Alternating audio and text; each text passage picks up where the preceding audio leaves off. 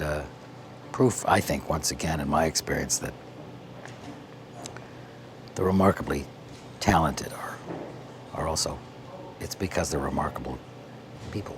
There are actors whose names appear above the title, and then there are actors whose faces stay with us long after we've forgotten the credits. Michael Wincott belongs to that second group. The moment he stepped onto the screen, something changed. His unmistakable, gravelly voice, piercing stare, and quiet intensity could transform an ordinary scene into one filled with tension.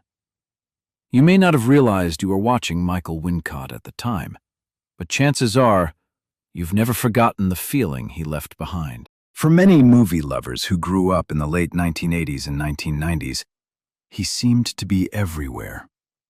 One year he'd appear opposite Kevin Costner, another alongside Brandon Lee, then in a historical epic or a science fiction thriller. He was never the loudest actor in the room, nor did he seem interested in stealing the spotlight. Yet somehow, whenever he appeared, your attention naturally drifted toward him. He possessed that rare quality that cannot be taught, a presence that demanded respect without ever asking for it. Then, almost as quietly as he had arrived, he seemed to disappear from the center of Hollywood. There was no public scandal, no spectacular career collapse, no dramatic headlines announcing his retirement. New faces simply replaced familiar ones, and audiences gradually stopped asking where he had gone. But that raises an intriguing question. Did Hollywood leave Michael Wincott behind? Or did Michael Wincott quietly walk away from the version of success Hollywood expected him to pursue? To understand that answer, we have to go back long before the famous films and unforgettable villains. Michael Wincott was born in Toronto, Canada in 1958, into a family where creativity was not viewed as a hobby, but as a way of life. His mother was a dancer and artist, while his father worked as a writer. Their home was never filled with celebrity glamour, yet it was rich in imagination, discipline, and respect for craftsmanship. Those values would shape the young Michael far more than fame ever could. Unlike many actors who stumbled into the profession by accident, Wincott chose acting with remarkable purpose. He trained at the prestigious Juilliard School in New York, where technique, patience, and discipline mattered far more than charm or popularity. Long before Hollywood recognized his extraordinary voice, he was refining the quieter qualities that would later define his performances: stillness, restraint, and emotional control. His earliest screen appearances, including the Canadian thriller Curtains and a guest role on Miami Vice, attracted little public attention. Yet they revealed something important. Michael Wincott wasn't trying to become the next movie star. He was becoming the kind of actor directors could trust completely, even if audiences didn't yet know his name. By the end of the 1980s, Michael Wincott had earned something many actors spend an entire career chasing: respect within the industry. He wasn't appearing on magazine covers or leading blockbuster films, but directors kept calling. They understood that when a story needed genuine menace, quiet intelligence, or moral ambiguity, Wincott could deliver it without relying on exaggerated performances. He had discovered a style that was entirely his own, and Hollywood was beginning to notice. His early film roles in The Sicilian, Talk Radio, and Oliver Stone's Born on the 4th of July were not especially large, but they served an important purpose. Each performance added another layer to his growing reputation. Rather than dominating scenes with explosive emotion, Wincott drew audiences in through restraint. He rarely overplayed a moment. A pause, a glance, or the unmistakable texture of his voice often carried more weight than pages of dialogue. It was an approach that felt almost old-fashioned, reminding audiences of the great character actors from an earlier generation. Then came the role that introduced him to millions of moviegoers around the world. In Robin Hood, Prince of Thieves, he played Guy of Gisborne, the ruthless lieutenant serving beneath Alan Rickman's unforgettable Sheriff of Nottingham. Standing beside a performer as charismatic as Rickman could easily have been intimidating, yet Wincott wisely chose a completely different path. While Rickman's villain delighted in theatrical flair and wicked humor, Wincott remained cold, controlled, and quietly terrifying. The contrast made both performances stronger. Instead of competing for attention, they complemented one another, creating one of the most memorable groups of villains of the decade. If Robin Hood established his reputation, The Crow transformed him into a cult favorite. As Top Dollar, the mysterious crime boss who ruled through intelligence rather than brute force, Wincott created a villain who felt strangely hypnotic. He didn't shout to command fear. He barely needed to raise his voice at all. Every movement seemed deliberate, every word carefully measured, giving the character an unsettling calm that audiences still remember decades later. By the mid-1990s, Michael Wincott had become Hollywood's first choice whenever filmmakers needed someone dangerous, sophisticated, or impossible to predict. Yet that growing success carried an invisible cost. The very qualities that made him unforgettable were also beginning to define the limits of how the industry saw him. Without realizing it, Hollywood had started placing him inside a very specific box, one that would become increasingly difficult to escape. For a time, it seemed Michael Wincott had found the perfect place in Hollywood.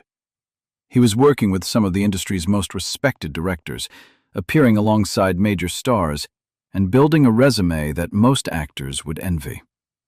Yet there was one important difference between Wincott and many of his contemporaries. While others were gradually being offered more complex leading roles, he continued to be cast as the mysterious outsider, the calculating villain, or the man whose motives were never fully explained. To be fair, he played those characters exceptionally well. In films such as 1492, Conquest of Paradise, The Three Musketeers, Romeo is Bleeding, Strange Days, and Alien Resurrection, Wincott brought the same disciplined approach that had become his trademark. He never relied on exaggerated gestures or theatrical speeches to hold an audience's attention. Instead, he trusted silence. He trusted stillness. He trusted viewers to discover the danger beneath the surface, rather than announcing it outright. That confidence made his performances fascinating, but it also meant they demanded patience from audiences. As the 1990s progressed, however, Hollywood itself was beginning to change. Big-budget productions became faster, louder, and increasingly focused on larger-than-life heroes and easily recognizable personalities. Studios wanted actors who could move effortlessly between action, comedy, romance, and family films, performers who appealed to the widest possible audience. Wincott represented something entirely different. He was a specialist rather than a chameleon. Like a master craftsman with a unique set of tools, he excelled at creating characters filled with mystery and emotional restraint, but those qualities were no longer at the center of mainstream filmmaking. That did not mean his talent had diminished. If anything, his consistency remained remarkable. Directors frequently praised how prepared he was before filming even began. He rarely required extensive direction, understood his characters instinctively, and approached every role with professionalism rather than ego. Cast members often spoke about his quiet confidence and the calm atmosphere he brought to a production. He wasn't interested in becoming the loudest personality on set. His focus was always on serving the story. Ironically, that professionalism may have contributed to one of Hollywood's oldest habits, typecasting. Because Michael Wincott delivered exactly what filmmakers expected every time, they kept asking him to play variations of the same character. The industry admired his reliability, but it rarely challenged him with something completely different. Gradually, his career wasn't fading because audiences had stopped appreciating him. It was slowing because Hollywood had become increasingly unsure how to use an actor whose greatest strength was subtlety in an era that increasingly rewarded spectacle. By the early 2000s, many observers assumed Michael Wincott had simply disappeared from Hollywood. In reality, something much quieter was taking place. He wasn't being pushed out of the industry, nor was he chasing the spotlight with increasingly desperate choices. Instead, he made a decision that is surprisingly rare in modern entertainment. He chose fulfillment over visibility. Long before film audiences knew his name, the theater had been his first artistic home, and it was there that he increasingly returned. On stage, there was no pressure to fit a commercial formula or soften his unique style. The qualities that sometimes limited him in Hollywood, his restraint, his commanding voice, and his ability to communicate emotion through silence, were celebrated rather than questioned. For Wincott, acting had never been about becoming famous. It had always been about the craft itself. He still accepted film work, but only when a project genuinely interested him. Roles in Along Came a Spider, The Diving Bell and the Butterfly, and What Just Happened reflected that philosophy. None were designed to relaunch him as a major star. Instead, they allowed him to collaborate with talented filmmakers while avoiding the endless cycle of repeating the same villain over and over again. He also devoted time to voice acting, where his unmistakable voice became an asset in its own right. Without appearing on screen, he could still create characters filled with authority, mystery, and emotional depth. Away from his career, Michael Wincott remained one of Hollywood's most private figures. Unlike many actors of his generation, he rarely sought publicity, seldom discussed his personal life, and largely stayed away from celebrity culture. There were no headline-making romances, no public feuds, and no carefully managed social media image. In many ways, his real life reflected the same quiet dignity that defined his performances. While others measured success by constant exposure, Wincott seemed perfectly comfortable allowing his work to speak for itself, a choice that would eventually make his return to the screen all the more meaningful. Then, in 2022, something quietly remarkable happened. Director Jordan Peele cast Michael Wincott in Nope as Antlers Holst, a legendary cinematographer whose obsession with capturing the impossible perfectly matched Wincott's understated style. He didn't return as a nostalgic cameo or a reinvention of himself. He simply reminded audiences of what had always made him exceptional. Younger viewers discovered him for the first time, while longtime fans were reminded that true screen presence never goes out of fashion. In the years since Nope, Wincott has continued to live much as he always has, carefully choosing projects rather than pursuing constant visibility. He remains one of Hollywood's most private actors, rarely giving interviews and preferring to let his work define his legacy instead of celebrity culture. Ironically, that decision has only deepened the respect many filmmakers and film lovers have for him.